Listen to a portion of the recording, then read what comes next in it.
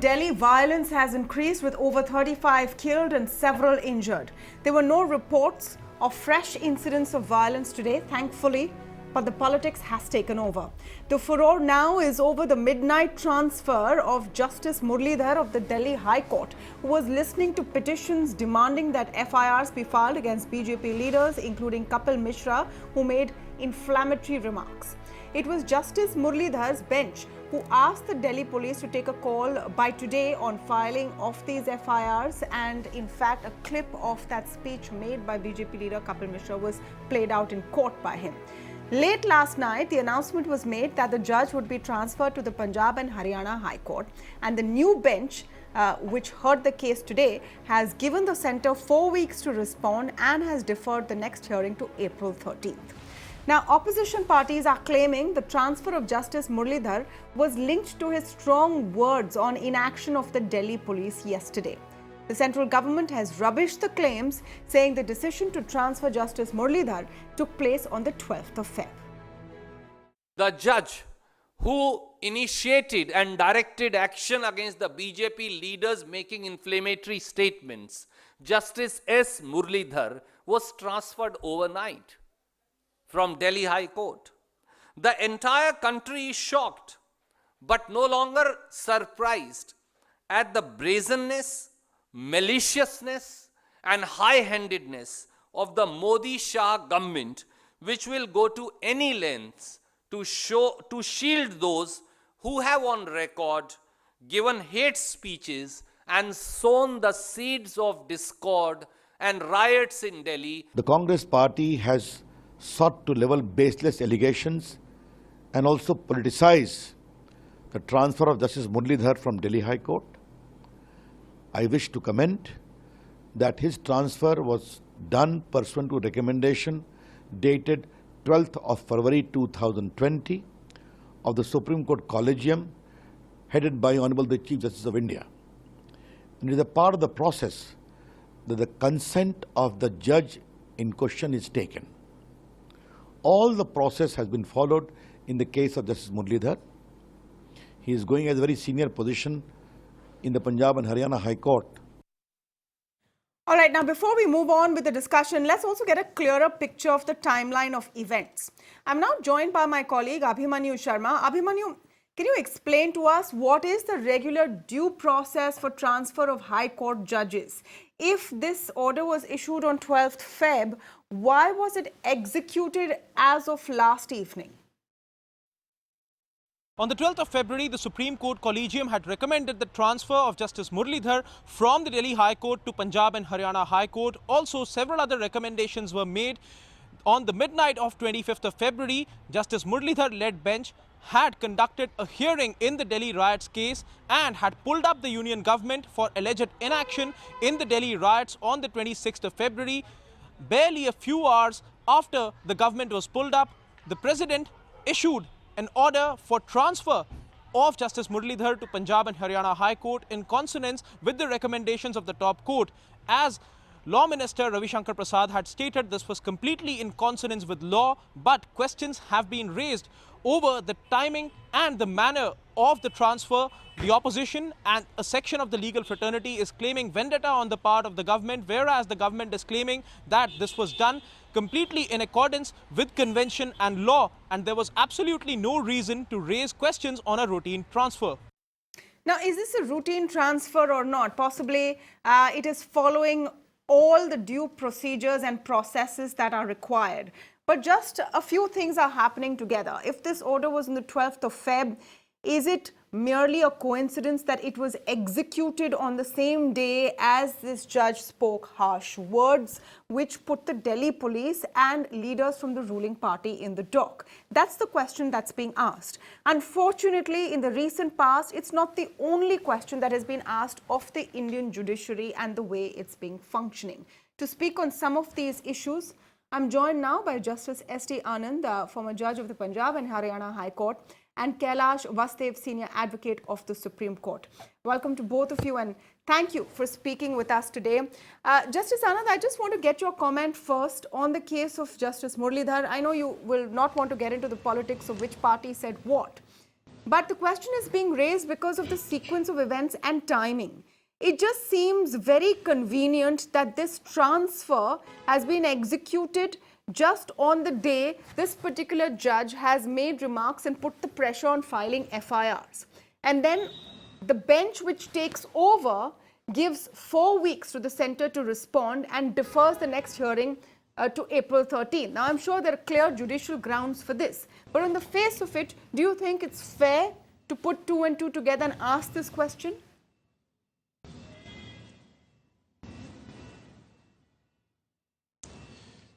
You see, we must not forget that every time there is a transfer of a judge from one high court to another, it triggers a debate. And rightly so. But the question is, transfer policy is provided for in the constitutional documentation itself. And as the Law Minister said, the recommendation for the transfer of Justice Muralidhar from Delhi High Court to Punjab Haryana High Court had been made on the 12th. Yes, there appears to be a certain amount of coincidence that it came to be executed on the 26th. And it came to be executed when Justice Muralidhar was in the process of handling a very sensitive issue, as you just pointed out, with regard to the lodgement of FIRs against certain people who had made inflammatory speeches. I obviously cannot comment upon that because that matter is sub judice. Justicing is a very, very difficult exercise, we must understand, particularly at the constitutional level. And it's not uncommon to find the judges give vent to their feelings in court as well. We, as members of the public, would have no idea about what prevailed, what weighed with the Chief Justice of India to make the recommendation.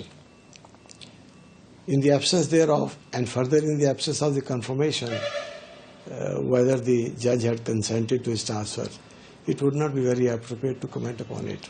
I must say that there should be a proper transfer policy in place.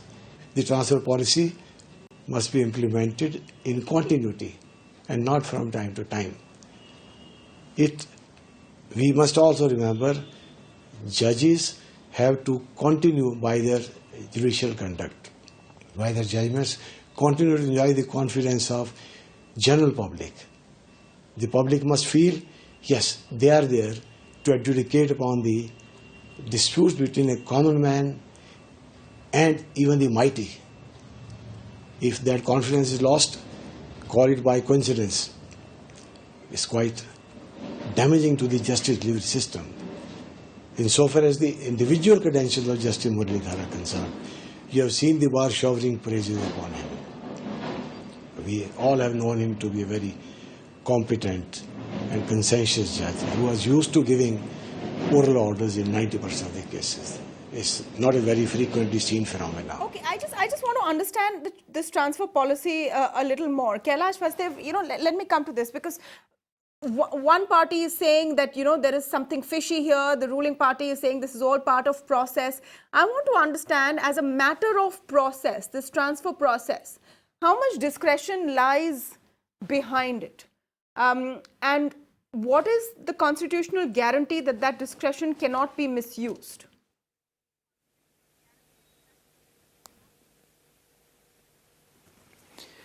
Good evening. This is an interesting point, and this is a matter which has been a matter of great debate between all of us.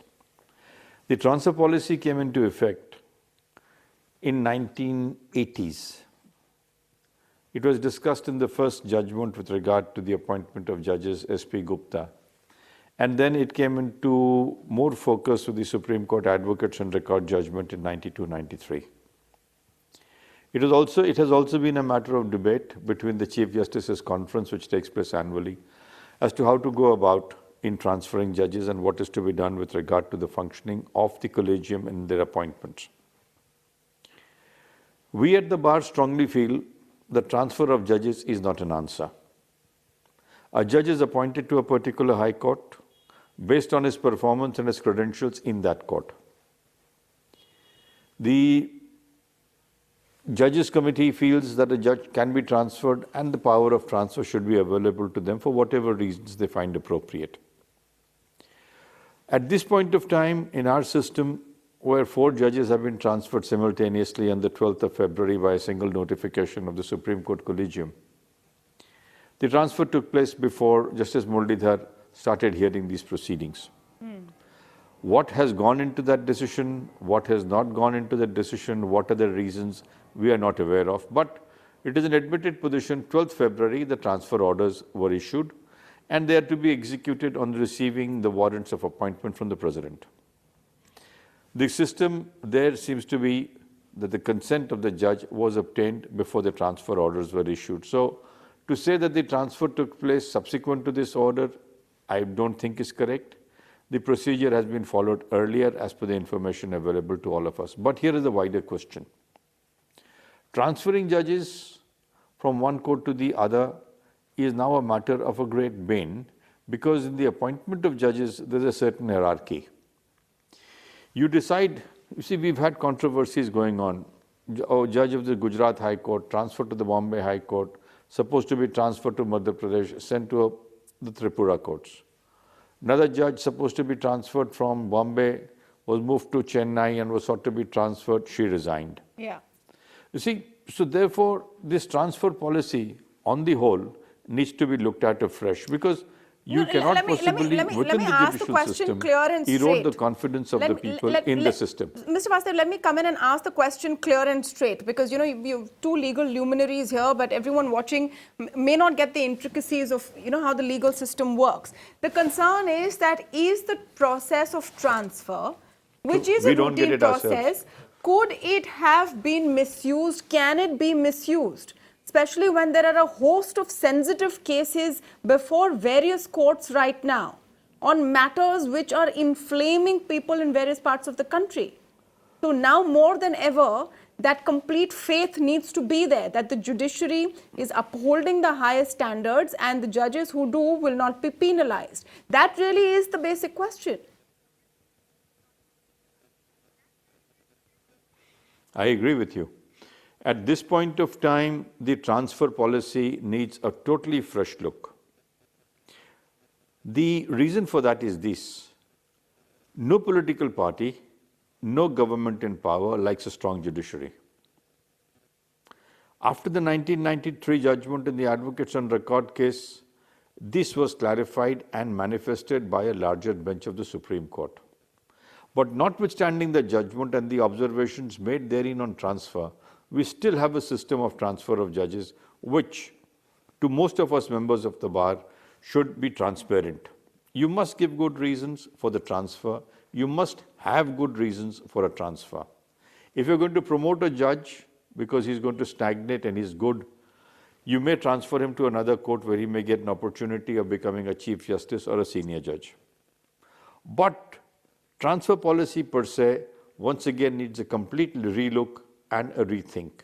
Because once you're appointed to a high court in a particular state, based on your performance in that state, you may not be able to discharge your duties in a second state because the laws there may be different. Yeah. Take, for example, a gentleman appointed, say, in Delhi. He won't know what the northeastern laws are.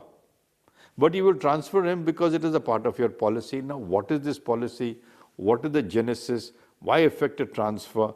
We've had a lot of speculation on the appointment of judges also. For example, on the 8th of December, a decision was taken by the Collegium to appoint 2 judges and elevate them to the Supreme Court.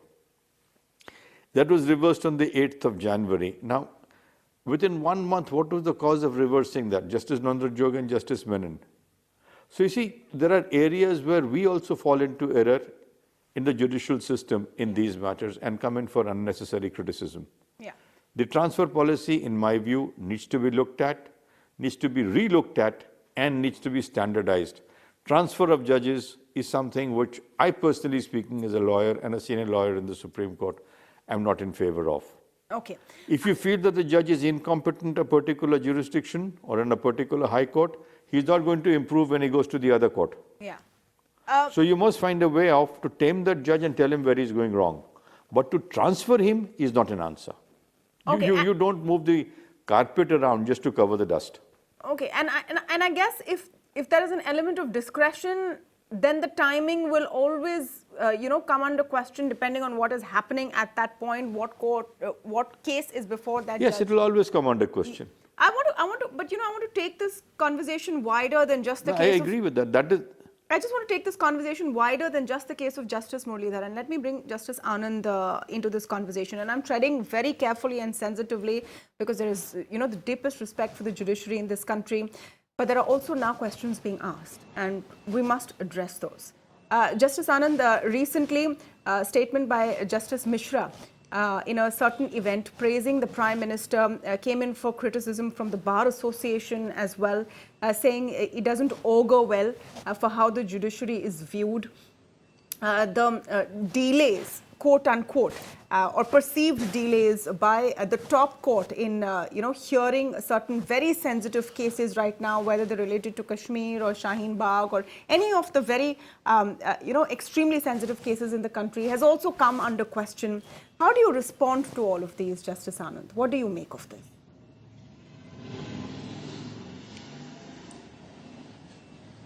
First of all, it is for the first time that I find that the Law Minister of the country is very clearly declaring that the transfer policy indeed calls for a relook. It's a very refreshing statement. I am very sure that the matter would be gone into by the government, and whatever competent authority decides, it will be taken care of. The lawman in me feels very happy at this statement. We also have to accept the statement, which is correct, factually correct, that the recommendation came to be made on the 12th, and just that the orders came to be executed later on. I quite understand that every transfer would involve some inconvenience, some discomfort. Luckily, in this case, Justice Muralidhar comes from Delhi to Punjab and Haryana. He would attain a position in terms of placement better than which he had in Delhi. It's just that the coincidence could have been avoided. But let us not read anything and everything extraneous into it. Certain decisions have to be taken. Yes, we should remember that judges have a very, very onerous and unenviable duty to perform. And they should be mentally and emotionally comfortable and should keep on enjoying the confidence of the litigant public in their capacity to deliver. Yeah, We should I want to trust the come Law to the Minister question when that he I says that asked the you, where policy will we're be widening the looked scope into of the and it calls for discussion. it. Yes, Justice Anand, as I said, where we're widening the scope of this conversation, where I, refer to the example of Justice Mishra's statements and the Bar Association's response to it, and this growing concern that is the Supreme Court really going to protect the rights of citizens? There are murmurs right now, they should be quelled if they're wrong, but how do you see this? Especially the case of Justice Mishra and then the response of the Bar Association to it.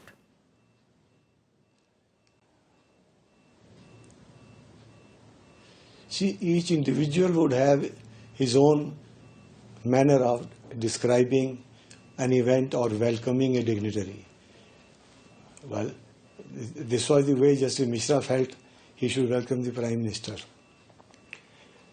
Justicing does not get affected by any compliments of that type, I assure you, because it is, the adjudication comes about after the rival contentions have been confessed, noticed in the order, and a view taken thereupon. These things do not honestly make a difference, and it should not give rise to any misgivings in the mind of the litigant public or the discernibles of any category. This is my personal view. Just because somebody has paid little profuse compliments to a dignitary, it doesn't mean that it's going to affect the independence of the particular gentleman giving the remarks. It's just that we should not bother about that. Nothing significant in that, nothing sinister in that, per se. Let me take that That's question to what I feel. Kailash Vastev and get his point of view. The Justice Mishra incident, the condemnation which came for it, and time and again these comments and questions about why very important cases are seeing the next hearing deferred when there seems to be a sense of urgency.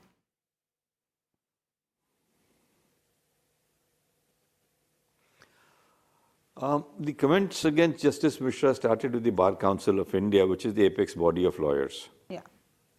They were first made and circulated by the members of the Bar Council, to which we all have to accept as the senior most authority for lawyers in the country. It's like the medical council and the like. The Supreme Court Bar Association has also taken its views on this matter because the bar has felt that there is something which is not correct in the manner in which the communications were made. I want to keep the Mishra issue out for the moment because we are dealing on a more sensitive issue of transfer of judges. As I said, transfer of judges are taking place and have been taking place on a continuous basis. But we really don't understand why it is being done in such great frequency of late. In the past few years, the percentage of judge transfers, the percentage of transfers of chief justices has been huge. It has been much more than it was. I mean, if you look at it this way, up to the period 2010, this was not very much there, but post 2010, the percentage of transfers has increased significantly. We have seen more transfer of chief justices, more transfer of judges than we have seen before. Now, if you're going to have transfers on this kind of a random scale, it is going to cause a lot of misgivings in a lot of minds. Yeah. As I said, you are appointed in a particular court from a particular jurisdiction from where you have grown up. Your family is there, your settlements are there, your parents are there, your roots are there. You don't pick up a tree from one place and try to plant roots in another because you don't have time for it. The man has lived there his whole life. Now you're transferring him to another jurisdiction. You may take his consent. Is this consent voluntary? Is this consent because of circumstances in his mind? Is this consent because he's a part of the system? Now, these are three distinct areas of work. Some people may accept it because, look, I have an opportunity of climbing the ladder and becoming a more senior judge or becoming a chief justice there. Maybe if I become a chief justice at an earlier age, I'll move to the Supreme Court earlier. So you see, the career progression is one thought which stays in a judge's mind. This career promotion has come because of the disparity in age, 62 for the High Court judges to retire, 65 for the Supreme Court judges to retire. You bring them all to 65, this disparity will stop, one side. Second, is the element that if I don't go, if I don't accept the transfer, I will have to resign. If I resign, I cannot practice in the court to which I have been appointed, that's the convention. Will I be able to get work in other areas? That is to be seen. So you see, the factors which play into the transfer policy need to be looked at. The law minister has said so. We have said so at the bar for a long time. This policy needs to be revisited.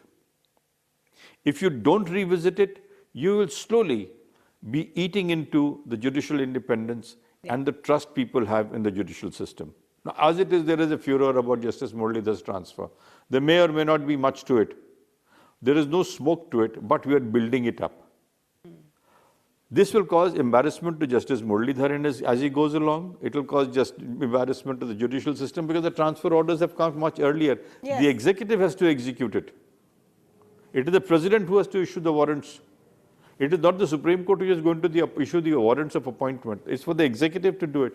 They should have done it forthwith. What stops them? So it is here that the conflicts come in. Exactly. The judiciary has done its job. It feels that this judge should be transferred to another court where he may get a faster promotion and a career progression. The executive, put it differently, in your death sentence cases, I'm putting a very peculiar parity to you. What delays the execution? The executive. Who gets the flack? The judiciary. Because the judiciary is delaying the process. It is not, it's the executive which is delaying it. In the appointment of judges, transfer of judges, the courts can only recommend. The action is at the hands of the executive. If the executive delays, you again blame the judiciary. So you see, this is the problem which is taking place. You have got to strike a balance. You've got to maintain the independence of the judiciary. You cannot possibly read into things which don't exist. Justice Anand is right to that extent. A judge does his duty because it's the most onerous job you can perform. You have to decide. You have to choose which side is wrong and which is right. Right now, it is definitely the most judicial process which goes into it. Absolutely, it is the most onerous job. Undoubtedly, it is the last resort, the last beacon of hope in a lot of cases for Indian citizens who have nowhere else to turn sometimes. Yes, and yes, I agree. Which is why it should be completely above doubt and above board. Well, thank you so much, Kailash Vastav, and of course, Justice Anand, for joining us on this conversation. We hope those who are watching it would have benefited from these insights. Before we wrap, there is uneasy calm in Delhi today, and as the debris is sorted out, the aftermath continues. Some really heartwarming incidents and stories which are coming through of people from two communities helping out each other to rebuild their lives, giving safety and protection to each other, are the ones that we want to cling on to and hope for at this point. With those thoughts, I'd like to thank all of you for joining us on the show this evening.